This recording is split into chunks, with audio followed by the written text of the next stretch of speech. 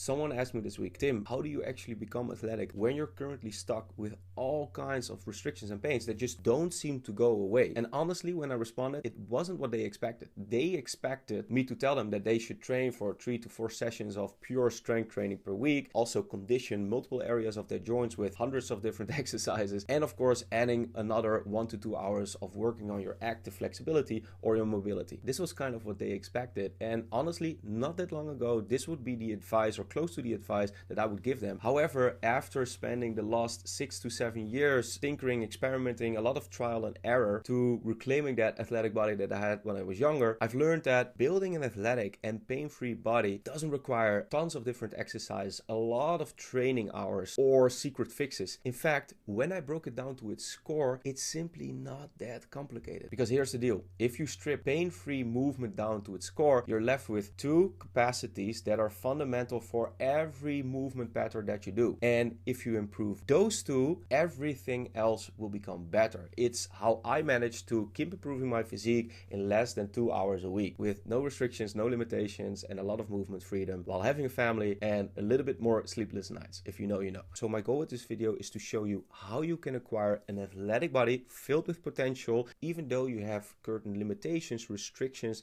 that are holding you back right now. And hopefully in a way that doesn't complicate things any further, but really strip things down to their essentials. Now, we're going to start by understanding why we primarily want to focus on 2 movement capacities that are central to every movement pattern that we do. And once we improve them, it allows us to achieve that athletic and pain-free physique. Because if we look at a random movement pattern, what do we actually see? Let's take a pull-up, for example. A pull-up is, of course, a pulling motion, a vertical pulling motion, where you're pulling the upper body towards an object in relation to gravity or against gravity. Here we train the shoulders, the lats, and a bit of the biceps. Simple, right? But if we force ourselves into a little bit of amnesia and we look a little bit closer under the hood, what is actually happening? When you pull up, your body is simply doing 2 things. 1, it's contracting tissue to bring or pull the limbs together. And 2, it always does it in relation to space. In this case, the pull of the bicep is bringing the radial and the ulnar bones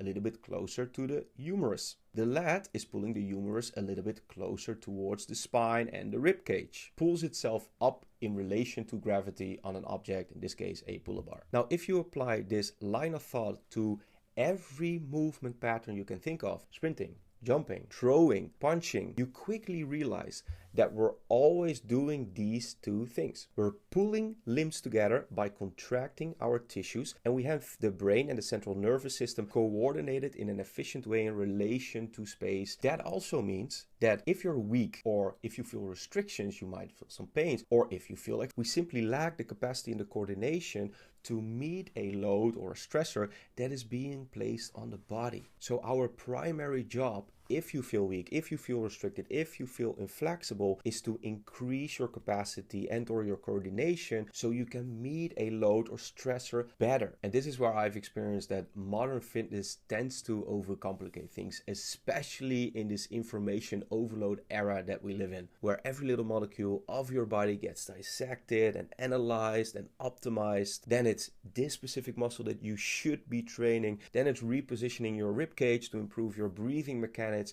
Then you should only work your fascia instead of your muscles. It can be quite overwhelming. At least that's what it did for me and sometimes still does. But if you do the math, if you would follow all these threads of information, you quickly add up so much additional time to your already packed agenda to pursue these different approaches where I'm not that sure if you really reap the fruits of all of your efforts. And I'm not saying it's a wrong direction. I'm just saying that from my personal experience and also from the people that I work with, if you simply build enough strength over a full range of motion and try to stimulate the coordinative capacity of your brain and nervous system by working as many areas in one go, almost every position or configuration that you put the body in tends to perform better. And as a result, you'll have a body that can move almost however you want with a lot of movement freedom and far fewer restrictions holding you back. And of course, while looking and feeling amazing. Now, the question then becomes, okay, if we want to utilize those two capacities, how do we do so? Well, I found that there are a couple of movement patterns divided over 3 pillars that help us achieve this athletic and pain-free body no matter the situation you're in. First, we got raw strength that lets us build the most amount of strength and tissue size. Then we got bulletproofing the end ranges of our joints for less restrictions with the mobility pillar. And finally, we use the spine for better overall rotation when moving through space. So for strength, this means that we primarily focus manipulating the shoulder and the hips. And for the shoulder, we work all the way from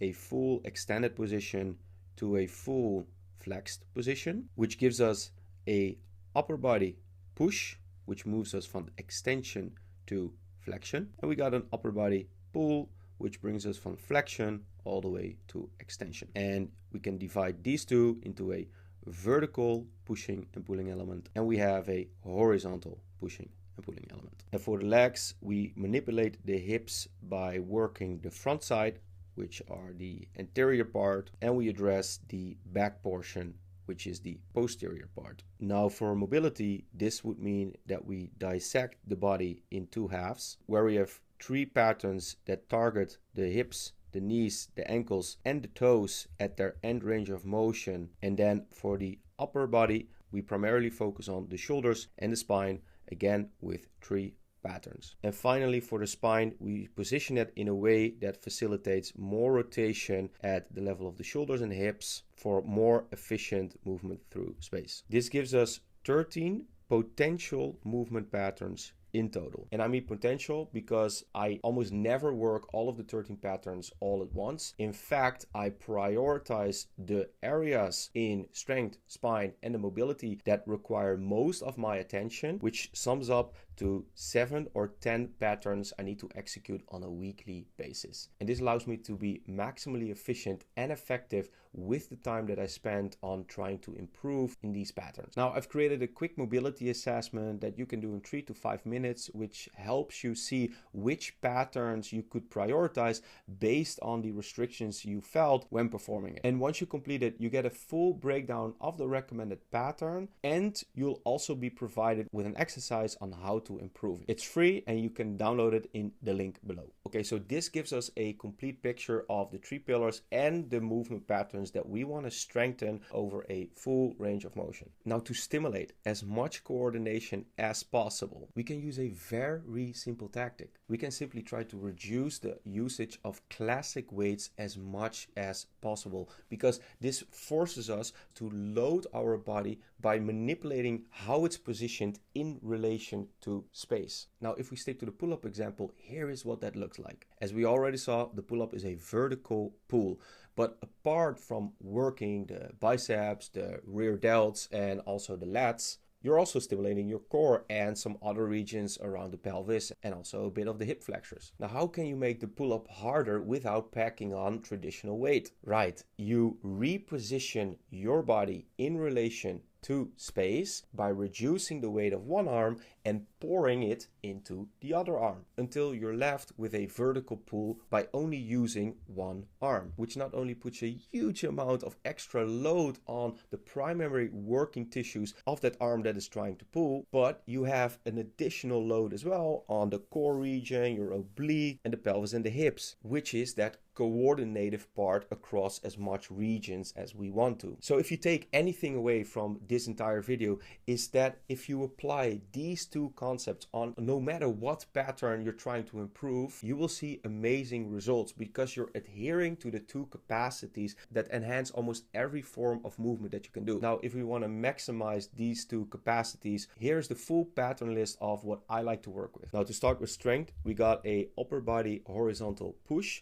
That is a push-up pattern and scales all the way up to a planche push-up. For the upper body horizontal pull, we got a rowing motion that works all the way up to a front lever row. For the upper body vertical push, we got a overhead pushing motion that works all the way up to a handstand push-up. For the upper body vertical pull, we got a vertical pulling motion that works all the way up to a one-arm chin-up. Now for the lower body, we got the front side that works with a squatting pattern where you work all the way up to a weighted one-leg squat elevated. And for the back side of the legs, we work with a Nordic curl, but some people also like to work with a deadlift. Now to bulletproof the end ranges of our joints, we work with 3 patterns for the lower body, which is first a hinge, in which we're working a straddle standing pancake. Then we got a deep squat where we utilize a wall to improve the restricted areas. The Sisa position, in which we're working with a sissy and Sisa squat. And then for the upper body, we got 3 patterns as well, which the first one is to improve shoulder overhead flexion, which we do with a wall shoulder opener that leads into a bridge. Then we got shoulder extension that works with a German hang. And then we got rotation at the level of the spine, which works with a wall spine opener that leads into a bridge rotation. And finally, to improve a specific part of the spine for better overall rotation and movement through space, we got the coiling core. That's it. 13 potential movement patterns where you work on just 7 to 10 on one time. No endless exercises, no countless of hours spending on training, no endless equipments or fancy tools. Just a couple of patterns that utilize training at a full range of motion, stimulating as much coordinative capacity of the brain and the nervous system, and can be scaled to advanced levels for ongoing stimulus and growth. And most importantly, if done correctly, can be executed with just a couple of very effective and efficient training minutes per week, which sums up my training time into 90, maybe 120 minutes per week, all while having an athletic and pain-free body. Now, if you want to see how this approach would look like for you, you can apply in the link below, or you can just check out the free other stuff on the YouTube channel where I deep dive in specific patterns, more explanations, etc. So I hope you got something out of this, and for the rest, I'll see you next time.